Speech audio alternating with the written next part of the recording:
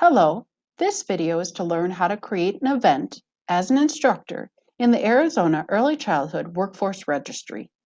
In order to access the instructor tools, you need to have requested and been given access as an instructor.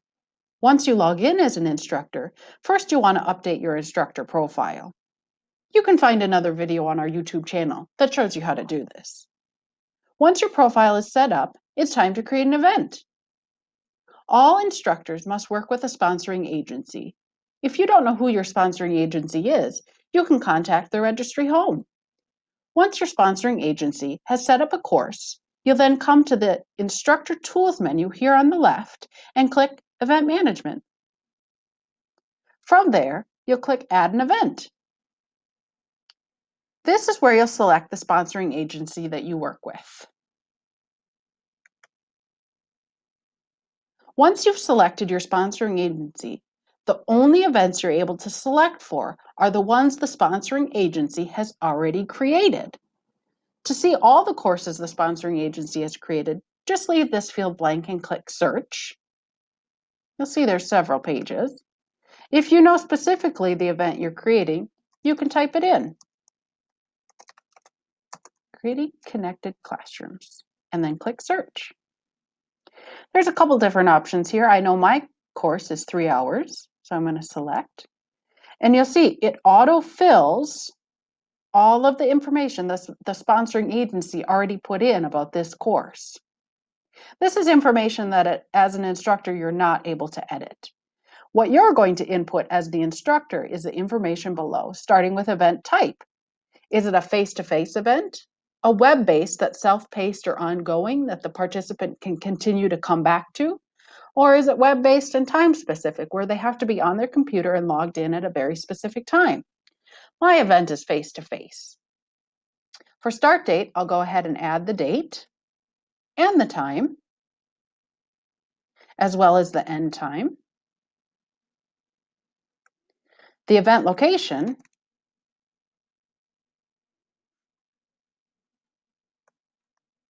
the address,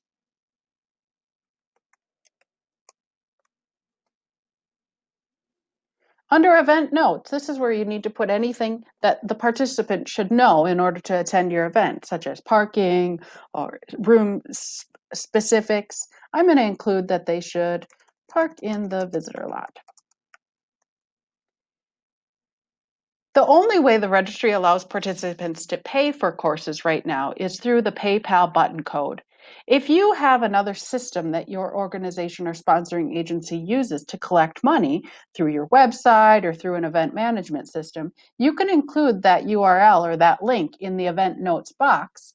People will see that link and they'll be able to click on that to pay for the event in a different way. If you do utilize the PayPal option, then you can put that URL or that short link that PayPal provides in that PayPal button code box. Under Publish Event, this one is really important. If you are hosting an event and you want anyone to be able to find that event and see it, you need to click Publish Event. Otherwise, you put all this information in, but no one would be able to see it. It would be hidden. Why would you want to hide an event or never publish an event? Well, a couple reasons. One, if you set up an event way in advance, you want it all set up and ready to go, but you don't want people to be able to register for it yet. Maybe you're working out the final details. You would keep it hidden, so you wouldn't select Publish Event. Also, if you're hosting an event and you only want very specific people to be able to come, say you're hosting an event at a child care center and you only want those staff members to be able to attend, you don't want anyone else to be able to find the event, but you want them to be given credit in the registry, you would keep it hidden. So then you, as the instructor, could add them as participants and nobody else would be able to find it.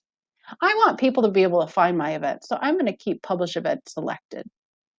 If you have a certain number of people that can attend, maybe you only have a certain number of materials or the room only fits a certain number of people, make sure you include that there. If you are charging for this event, put price per person, as well as I mentioned the PayPal button code. If you're working with a partnering agency that is funding this event, different state agencies or other other funders, you would include that here. If you're funding this yourself, you don't have outside funding, you would select corporate, private, or other. But this is a required field, so you would need to add something in that funding source box.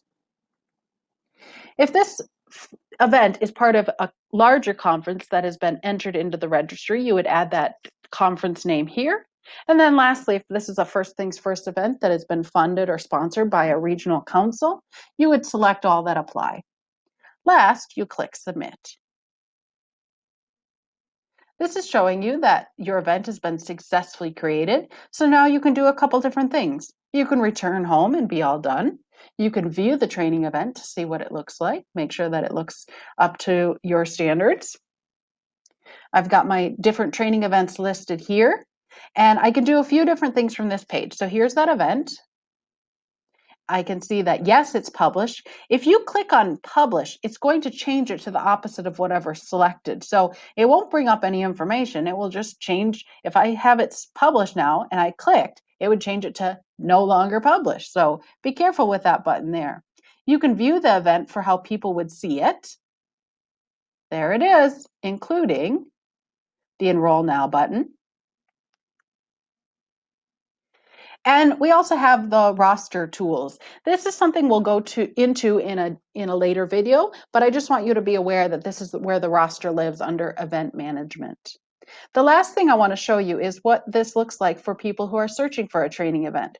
So on the left-hand side of the screen down here on Find Training Event, it takes you to the search field.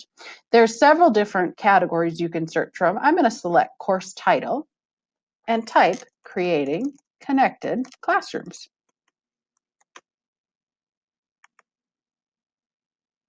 And there it is. There's my 3-hour. I know that's my event.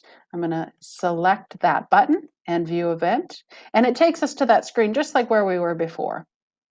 So that's how you create an event in the registry as an instructor. Check back for how to use those roster management tools